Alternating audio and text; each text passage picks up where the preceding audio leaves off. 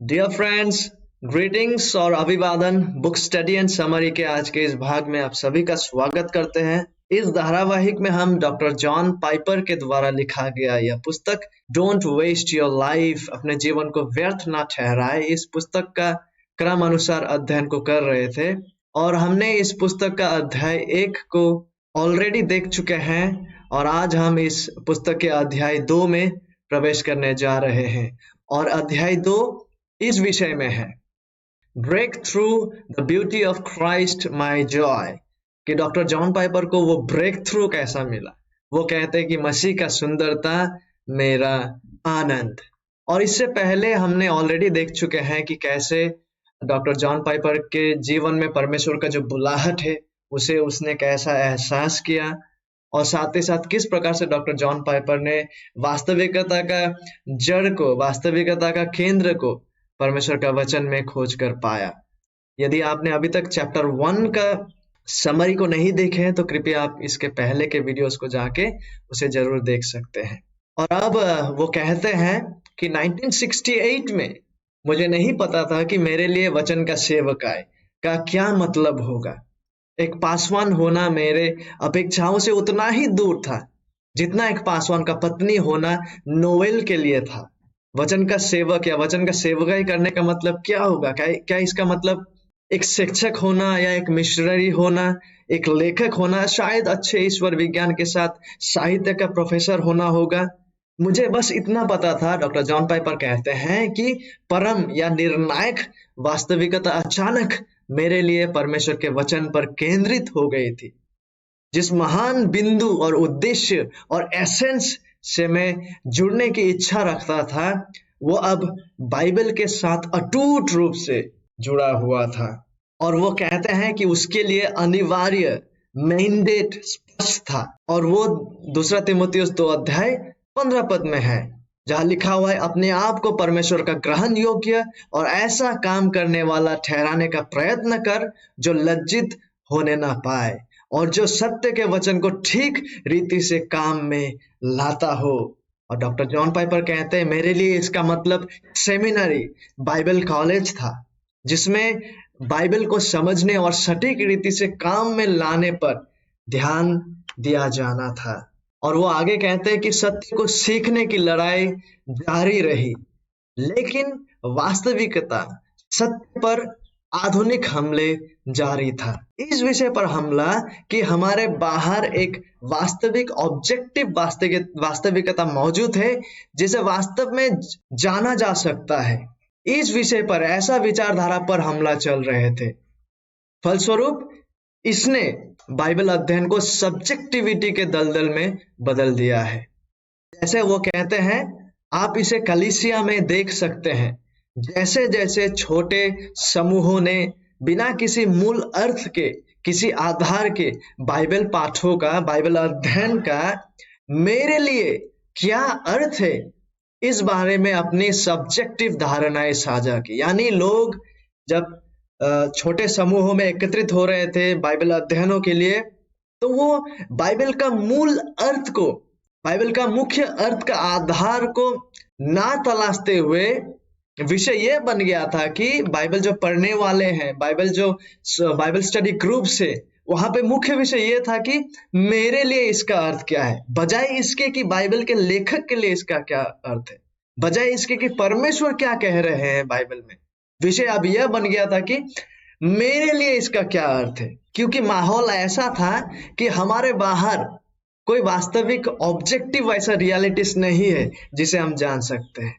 अतः विषय यह बन गया था कि मेरे लिए बाइबल के पदों का अर्थ क्या है, मेरे अनुसार ये क्या है, बजाय इसके कि परमेश्वर का अनुसार बाइबल के पदों का अर्थ क्या है।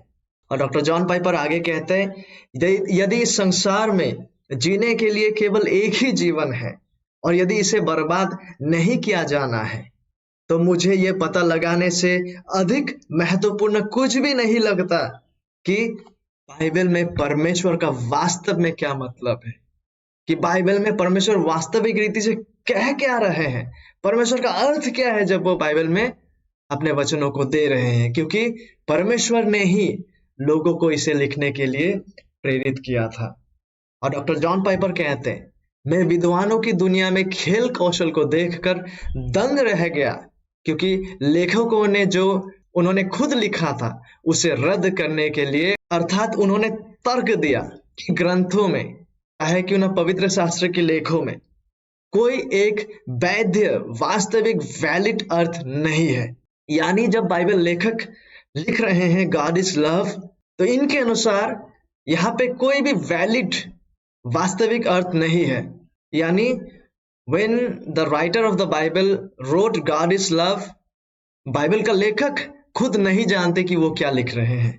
इसलिए इनके अनुसार बाइबल व्याख्या या कोई भी व्याख्या जो है, किसी लेख का व्याख्या, इंटरप्रिटेशन का मतलब किसी लेखक द्वारा किसी पाठ में रखी गई किसी ऑब्जेक्टिव अर्थ को खोजने की कोशिश करना नहीं है। यानी जब यहाँ पे बाइबल लेखक गॉड इज लव लिख रहे हैं, इंटरप्रिटेशन गॉड इज लव के अर्थ को समझने का और उसके अर्थ को खोजने का कोशिश अब नहीं रह गया इनके अनुसार, बल्कि इसका सीधा सा मतलब का मतलब है कि यह वो सारे सोच और विचारधाराएं हैं जो पढ़ने वाले व्यक्ति के दिमाग में प्रवेश करता है जब वो पढ़ रहा होता है। यानी जब लेखक कहते हैं गॉड इज लव, और अगर पढ़ने वाला इसे लव इज गॉड के रूप में देखे तो वही सही। और डॉक्टर जॉन पाइपर आगे कहते हैं, और ऐसा हुआ कि अस्तित्ववाद बाइबल अध्ययन के दौरान घरों में बस गया। यानी बाइबल पढ़ते वक्त बाइबल के लेखक का अर्थ को मैं नहीं खोजता, वरन मैं इसे अर्थ देता हूं, मैं अर्थ का निर्माण करता हूं। अस्तित्ववाद और सब्जेक्टिविज्म के अनुसार यह बहुत ही प्रचलित हो गया था, और बाइबल अध्ययन के दौरान इस प्रकार का सोच और नजरिया और विचारधारा घरों में बस गया था। जैसे कि उदाहरण के रूप में यदि बाइबल का लेखक लिखते हैं परमेश्वर प्रेम है, पहला यूहन्ना 4 अध्याय में हम इसे देख पाते हैं। विषय यह है इनके अनुसार, ऐसा सोच विचारधारा रखने वालों के अनुसार, कि बाइबल मिट्टी का एक ढेला है और मैं कुम्हार हूं और मैं अर्थ और सार को बनाता और निर्माण करता हूं। इससे कोई फर्क नहीं पड़ता कि बाइबल लेखक का अर्थ क्या है जब वो कह रहा है परमेश्वर प्रेम है। तो इनके अनुसार क्या है, बाइबल एक मिट्टी का ढेला है और इंसान एक कुम्हार है, और हम इसे आप अर्थ देंगे कि परमेश्वर प्रेम है का मतलब क्या है।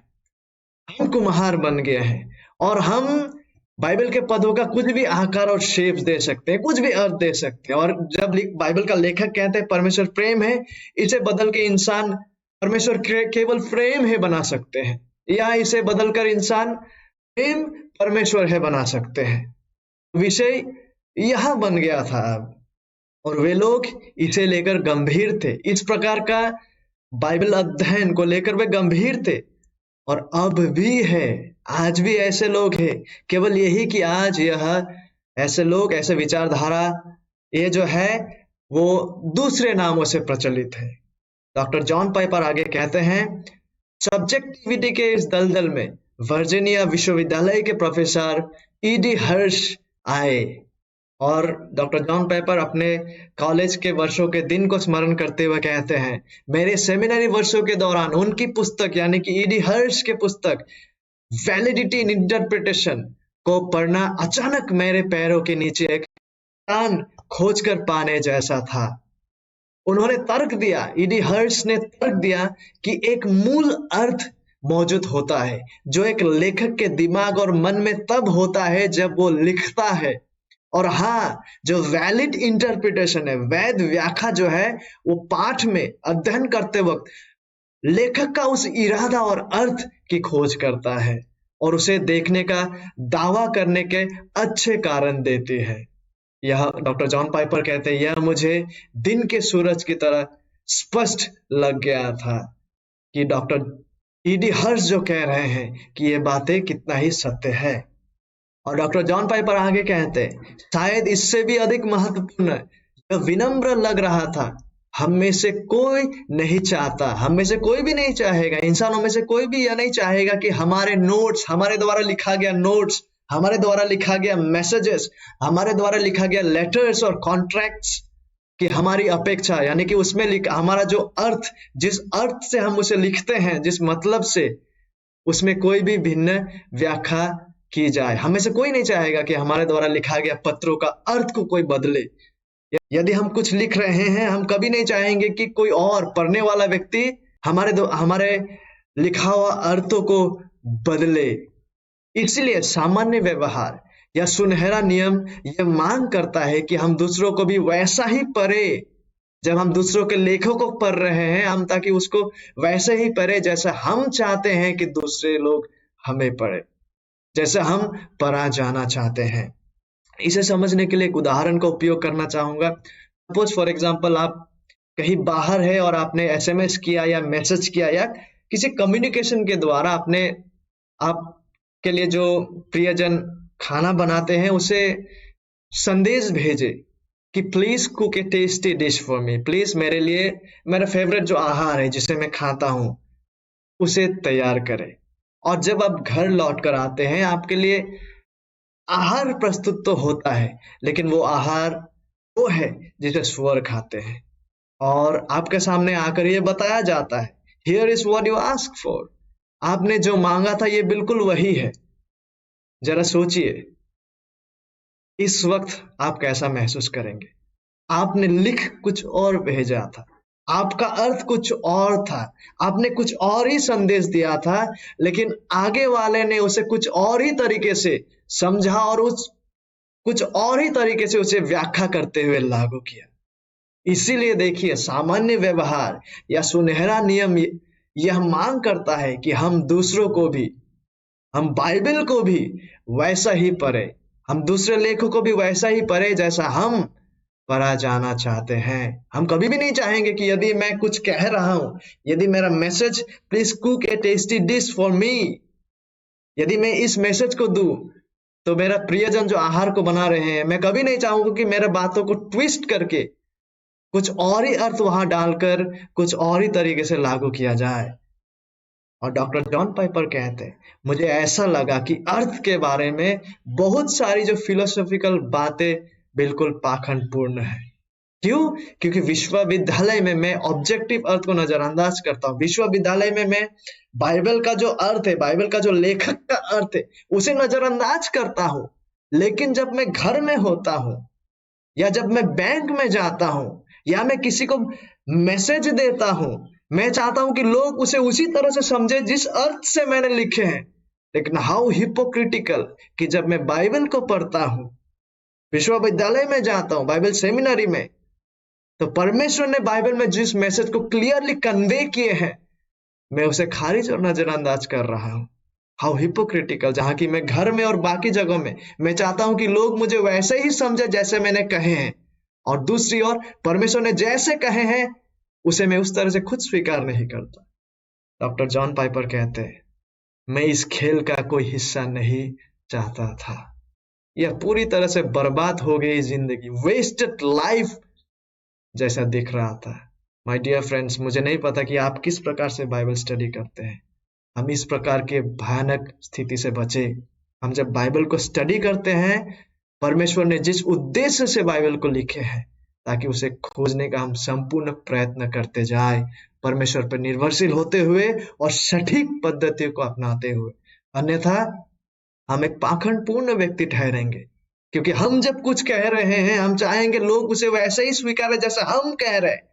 लेकिन जब बाइबल को हम पढ़ने आते हैं, परमेश्वर जैसे बाइबल में कहे हैं, परमेश्वर जिस अर्थ से बाइबल में कहे, उस अर्थ को हम नहीं खोजते, वरन अपने ही अर्थों को डाल रहे होते। यदि हम इस प्रकार से बाइबल स्टडी करते हैं तो हमें आज सावधान हो जाना चाहिए। डॉक्टर जॉन पाइपर आगे कहते हैं, यदि वास्तविक उद्देश्य अपरिवर्तनीय मूल अर्थ पर आधारित कोई मान्य व्याख्या नहीं है, तो मेरा पूरा अस्तित्व यही कहता है। यदि कोई वैलिड इंटरप्रिटेशन नहीं है, यदि कोई वैलिड मीनिंग नहीं है परमेश्वर के वचनों में, डॉक्टर जॉन पाइपर कहते हैं कि उनका पूरा अस्तित्व यही कहता है कि तो चलो फिर खाओ पियो और मौज करो।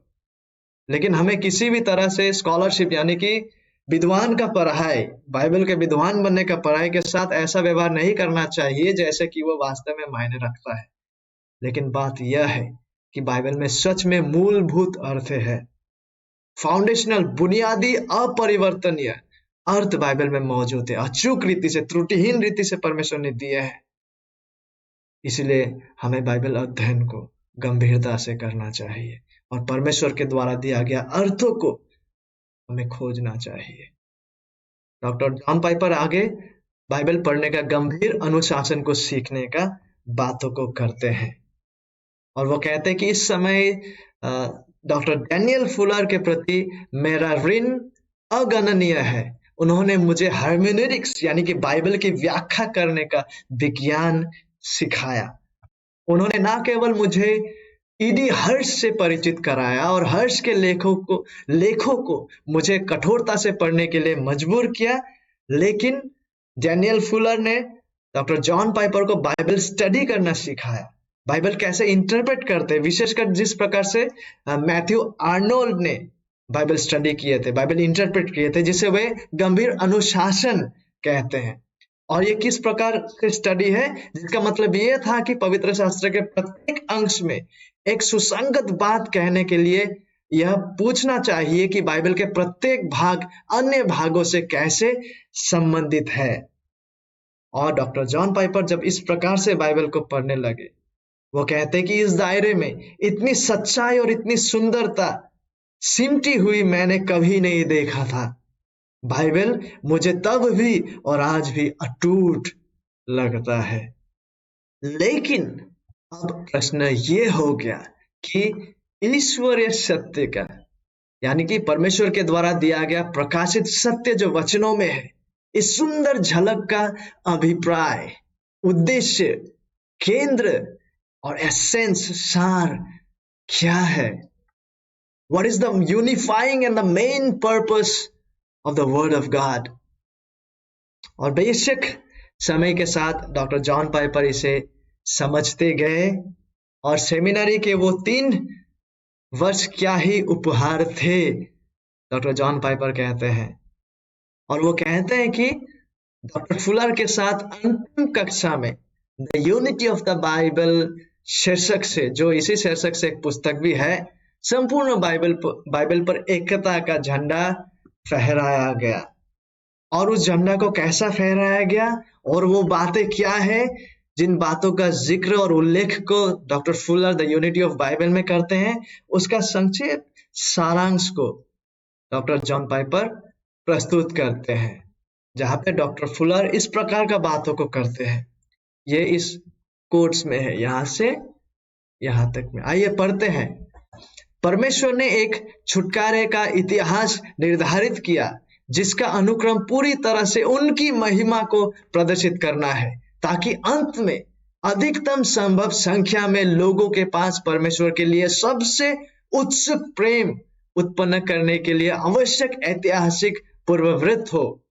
एक चीज जो परमेश्वर संपूर्ण छुटकारे का इतिहास में कर रहा है, वो है अपनी दया को इस प्रकार प्रदर्शित करना है कि अधिकतम संख्या में लोग अनंत काल तक अपने पूरे हृदय, अपने संपूर्ण हृदय, शक्ति और मन से उसमें प्रसन्न यानी आनंदित रहे।